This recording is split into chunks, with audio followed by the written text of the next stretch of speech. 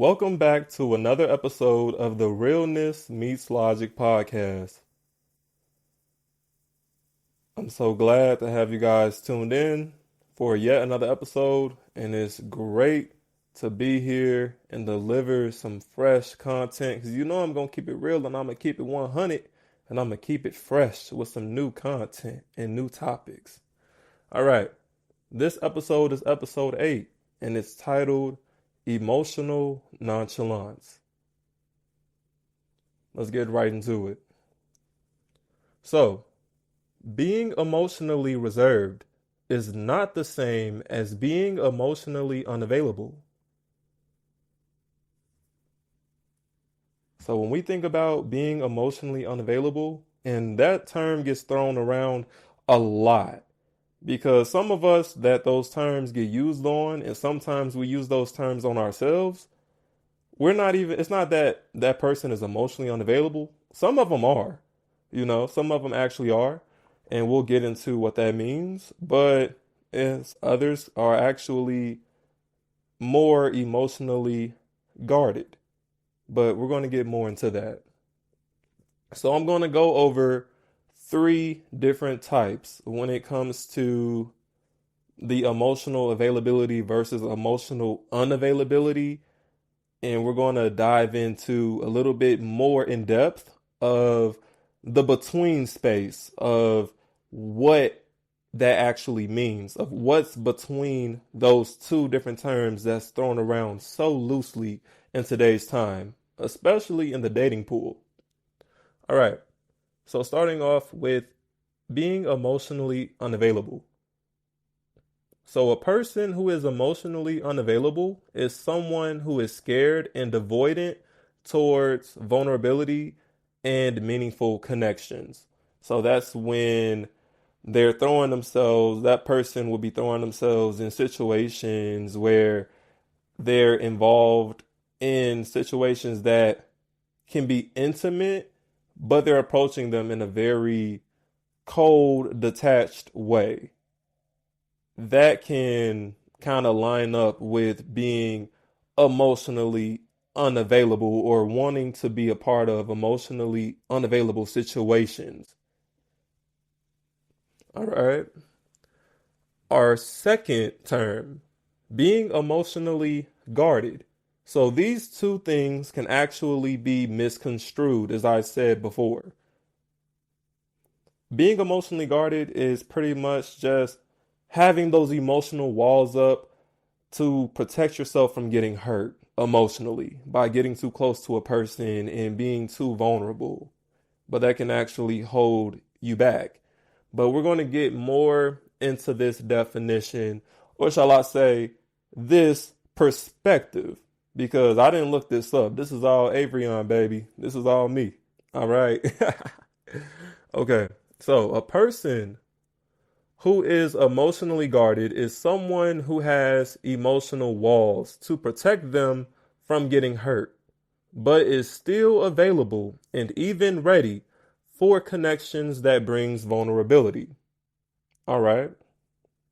So as you can see, as these 2 things can be misconstrued and confused with one another of being emotionally unavailable and being emotionally guarded, they are 2 different things. Being emotionally unavailable, you're not ready and you're not in a space to where you can give to somebody emotionally or connect to situations that are meaningful and will need for you to be vulnerable for those situations and for those connections to actually work.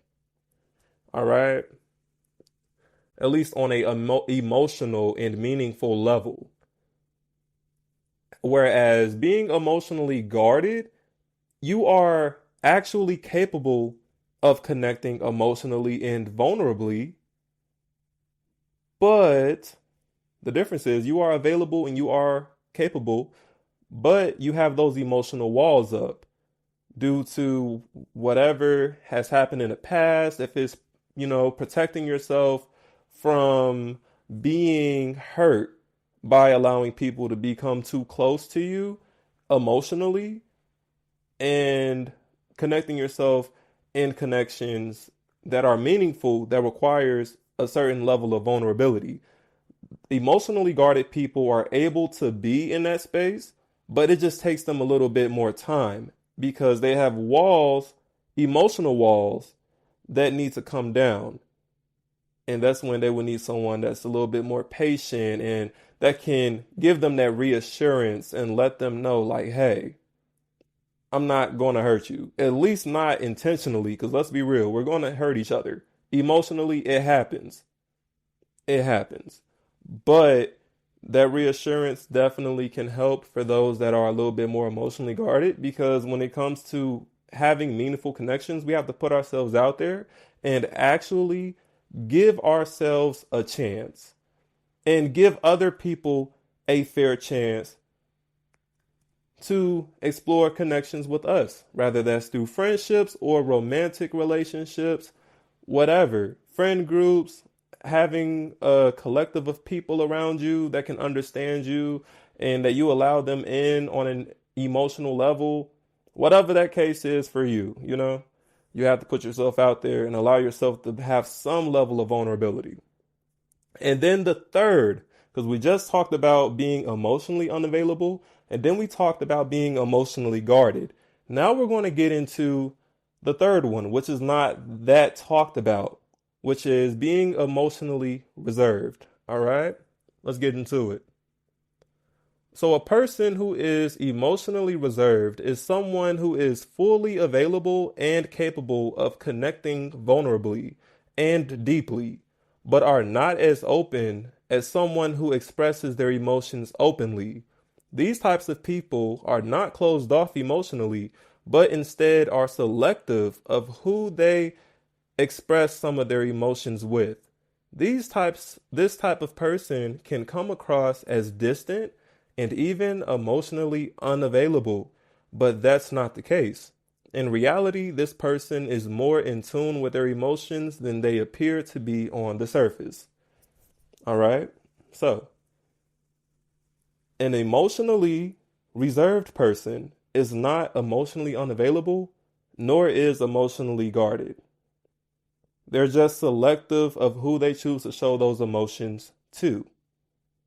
Now, we're going to get into the opposite of that, the type of person that shows their emotions more openly, where they let you know exactly how they're feeling in that moment about whatever it is, whether it's happy, sad, joy, whatever. They're very open, wear their heart on their sleeves.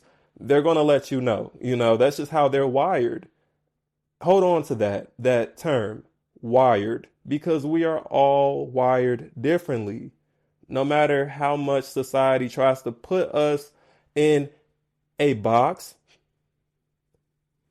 to try to control us and how we think and how we are not the same.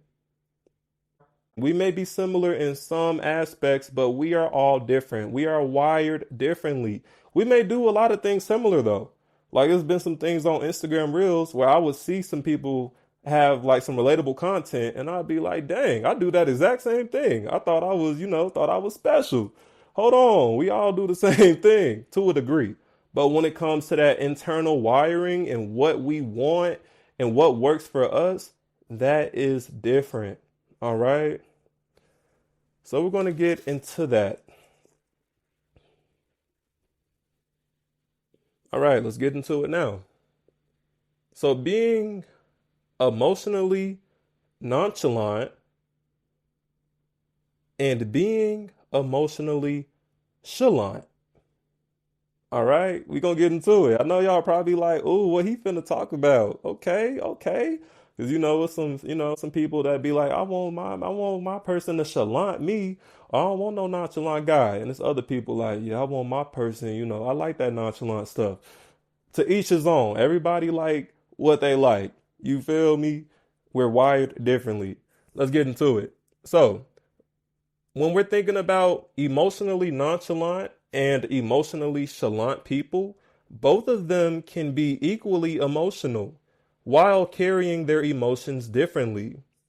Emotionally chalant people express their emotions more outwardly and openly shares how much they are emotionally affected and impacted by someone or something. So when you have a emotionally chalant person, they are expressing themselves and their emotions and what affects those emotions in a very public way, in a way that is outward, open for you to see. Whereas an emotionally nonchalant person does not. However, that does not mean that that emotionally nonchalant person does not feel emotions any different than the emotionally chalant person. They just express them differently and carry them differently. We're going to get a little bit more into that. So, an emotionally nonchalant person expresses their emotions more selectively with others while processing them internally. So, a person could be very calm and collected and may come across as cold or maybe just unbothered and unmoved by things. But little do you know, that person may be having so many emotions going on within. Internally, they're processing all these emotions. They may feel that moment 10 times deeper than the emotionally chalant person, or sometimes the exact same amount as the emotionally chalant person. But the emotionally nonchalant person, they are not going to show it. That's the thing. The emotions are available, but they're selective of who they allow to see those emotions because they keep them with themselves. They are capable, but they're selective of where they choose to show those emotions and where they choose to express them. All right. Let me see. Hopefully, this is broadening your horizons, expanding your mind, and growing your perspective. And you may not even agree with what I'm talking about, but hey, if you do, that's what's up. And if you don't, that's what's up. Because guess what? We're different. We think different. We process different. We agree with different things. It is what it is. We're similar in some aspects. However, at our core, we are what? Different.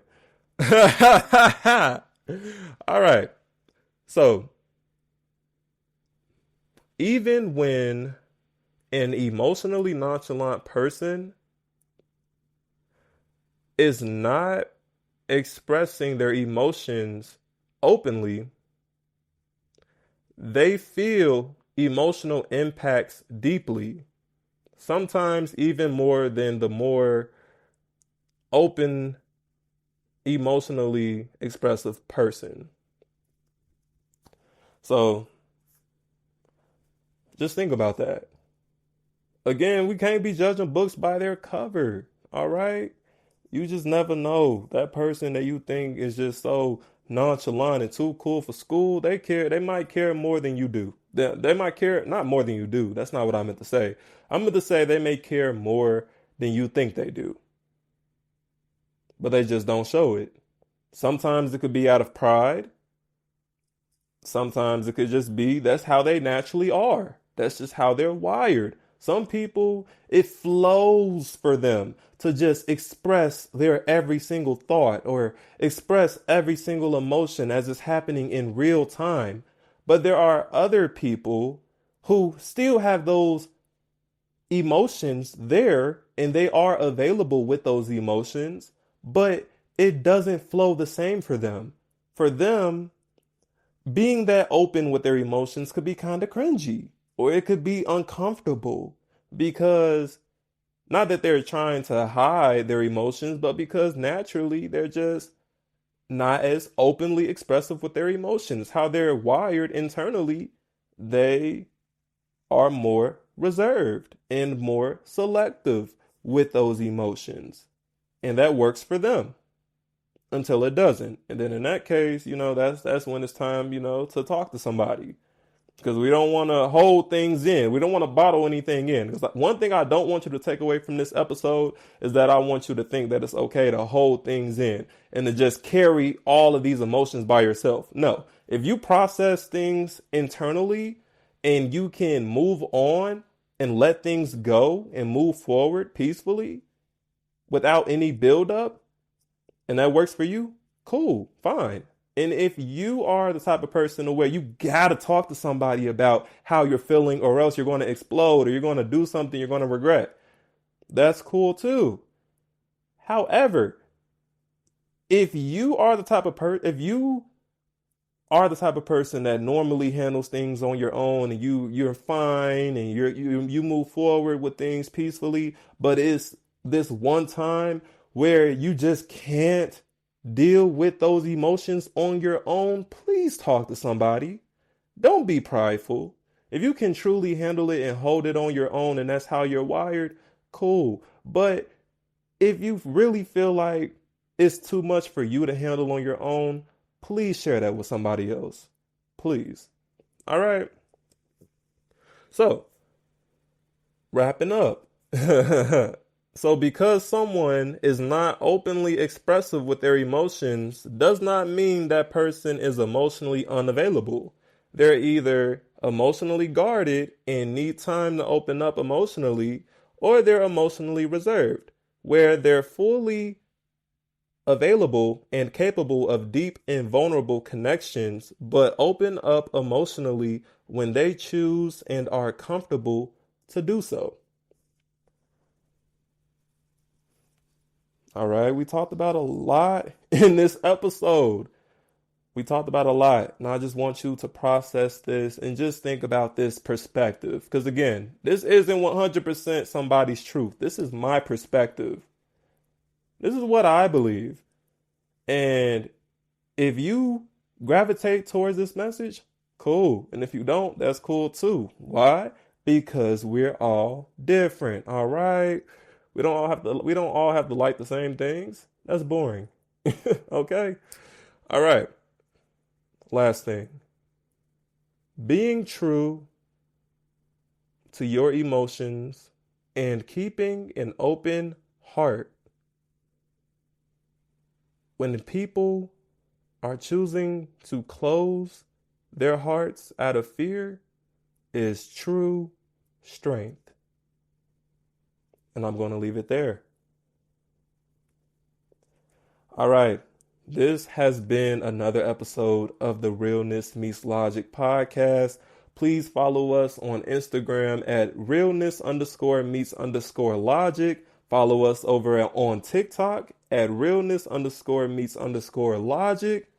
And then follow the podcast on Spotify at Realness Meets Logic Podcast on Spotify to stay tapped in and in tune and updated for more future episodes, so you can catch this sauce, so you can pick up what I'm putting down. You heard? All right. And also share this message to whoever you feel needs to hear it. And if it resonated with you, please share it on whatever respective platform that you have. All right. This has been fun. This has been great. Most importantly, it has been real and logical. It's your host, Avrion, signing off.